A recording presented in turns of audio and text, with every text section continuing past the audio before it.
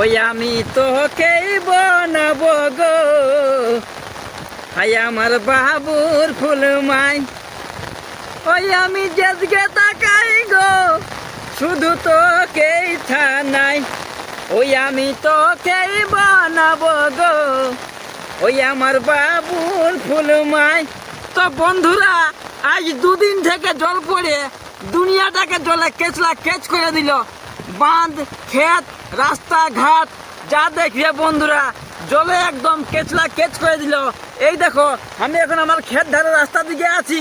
তো দেখছো কিরকম জলে বাঁধটাকে, রাস্তাটাকে আর ক্ষেতগুলাকে, চার ধারটাকে জলে কেচলা কেচ করে দিল। তো আমার মনে হয় উপর ধারটা ভুলকে গেছে, কারণ না ভুলকিলে একই রকম অবিরত জল পড়বে নাই।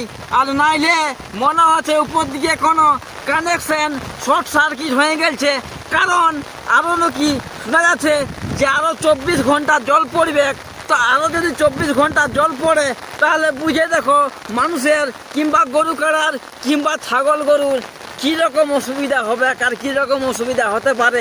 তার মধ্যে কালকে রবিবার ছিল, কালকে রবিবারে ঈদ পরব ছিল হেসলাই, কিন্তু সেই ঈদ পরবটা এই জলের জন্যে, এই দুর্যোগের জন্যে, এরকম আবহাওয়ার জন্যে গোটাই নষ্ট করে দিল।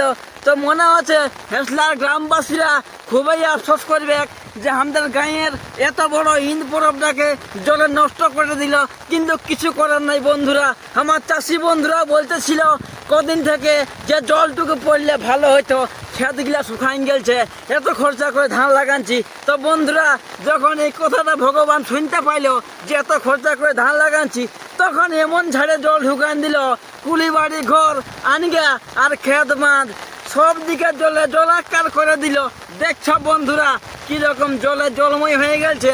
আরও দিবে আরও 24 ঘন্টা, মানে বুঝে নাও ভগবানকে জল খুঁজলে এবার কিরকম জল ঢুকান দিবে।